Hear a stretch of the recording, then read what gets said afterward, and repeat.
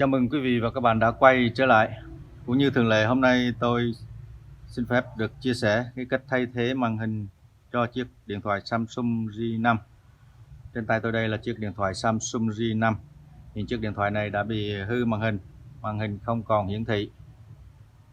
Mời quý vị và các bạn cùng tôi thay thế cho chiếc điện thoại Samsung J5 là một cái màn hình mới. Qua video quý vị và các bạn thấy hay, thấy hữu ích thì hãy nhấn like, nhấn đăng ký và chia sẻ để ủng hộ Miền Trung VN. Còn bây giờ mời quý vị và các bạn cùng tôi thay thế cho chiếc điện thoại Samsung J5 một cái màn hình mới. Đầu tiên thì chúng ta tháo pin rời ra khỏi cái thân máy.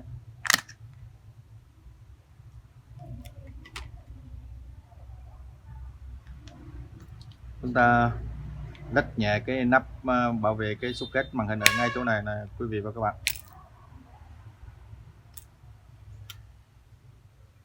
Lật cái socket màn hình ra luôn.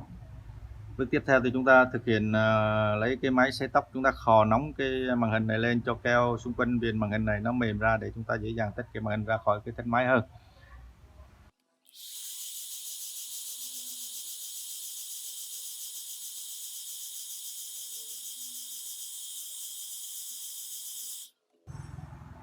Bước tiếp theo chúng ta thực hiện tách màn hình bằng cái lưỡi lam mình cắt nhỏ ra như thế này này. Đó, đây là cái lưỡi lam tôi đã cắt nhỏ ra và chế ra như thế này để dễ dàng tách cái màn hình. Đây, chúng ta nhét cái lưỡi lam vào xung quanh cái viền màn hình với lại cái sườn máy nha các bạn. Cắt keo như thế này.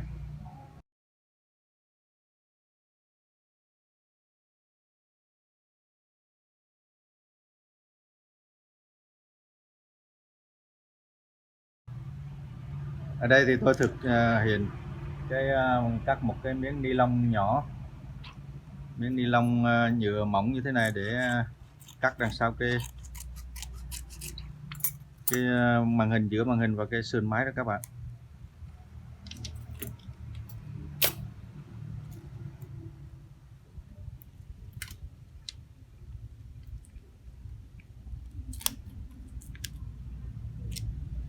Cái màn hình này cũng dễ dàng tách hơn. Cái màn hình này trước đây cũng đã từng thay thế rồi, giờ bây giờ mình dễ tách màn hình ra hơn.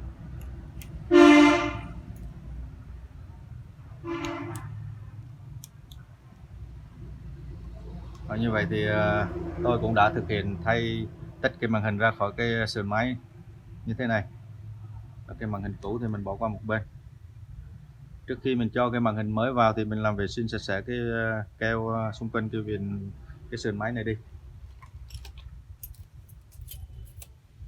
Các bạn thực hiện làm vệ sinh thì chúng ta có cái mũi nhọn, nhíp nhọn hay cái lưỡi dao nhọn, chúng ta cà sạch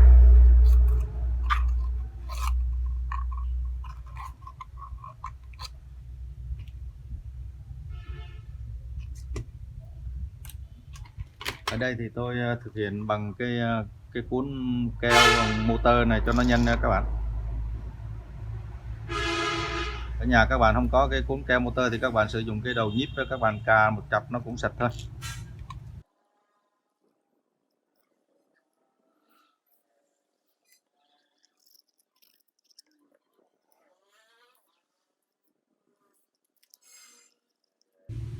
Bước tiếp theo thì chúng ta lấy màn hình mới, chúng ta test cái màn hình. Ở đây tôi đã chuẩn bị sẵn một cái màn hình mới. Thì chúng ta test thử cái màn hình nó lên sáng đẹp và cái cảm ứng nó chạy như thế nào nha quý vị và các bạn. Trước khi mình cho keo vào với cái thân máy thì chúng ta phải test cái màn hình trước. Đây, mình gắn cái socket màn hình vào như thế này. Đó, để cho nó sập vào đó. Rồi mình bỏ pin vào, mình test luôn các bạn. Lên nguồn đi.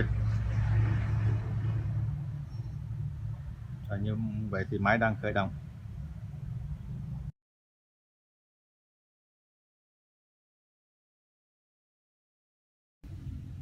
Rồi như vậy thì máy đã khởi động xong. Bây giờ chúng ta test thử cái màn hình cảm ứng này, chạy như thế nào này. Ở đây màn hình nó lên rất là sáng đẹp nha quý vị và các bạn. Đây, cảm ứng chạy cũng rất là nhạy.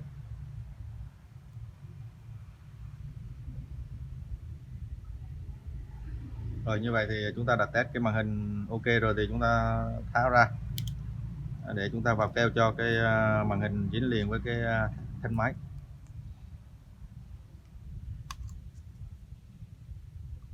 Ở đây tôi sử dụng loại keo như thế này.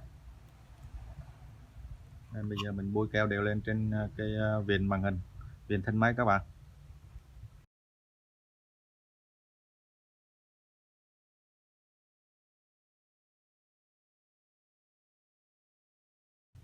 Bước tiếp theo thì ta cho màn hình vào với cái sơn máy.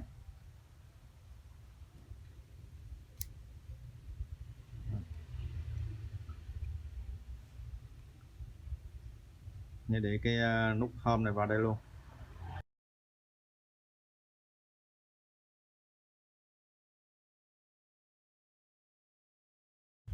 Rút nhẹ những cái keo mà còn dư đó các bạn, cho nó sạch cái keo dư đó đi.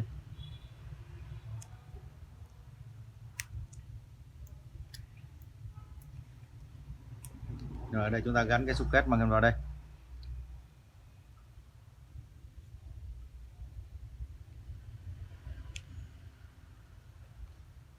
Đẩy cái nắp socket lại luôn các bạn. Rồi. Mình cho pin vào để khởi động này.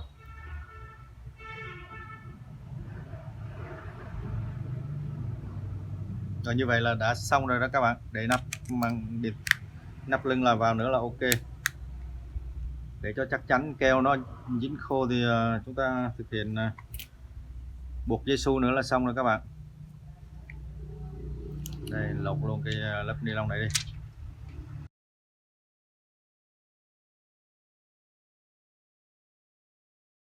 Như vậy là máy chạy ok, màn hình chạy ok các bạn. Đây, bước cuối cùng thì chúng ta thực hiện cột cái dây su lại cho cái màn hình nó hít chặt với lại cái thân máy. Rồi cho keo nó khô thì mình tháo dây su ra.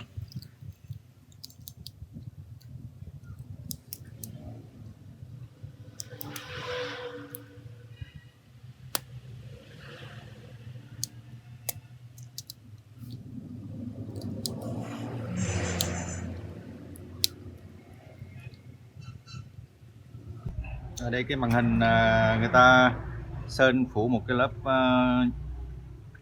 cái màu sơn đen, ở đây chúng ta cào nó đi cho nó ló cái chữ Samsung ra nè.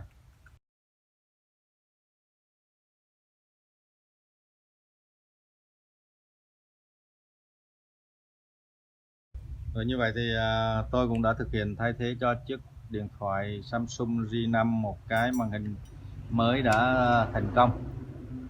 Qua video thì cũng xin cảm ơn quý vị và các bạn đã quan tâm và theo dõi. Chúc toàn thể quý vị và các bạn thật nhiều sức khỏe, nhiều niềm vui.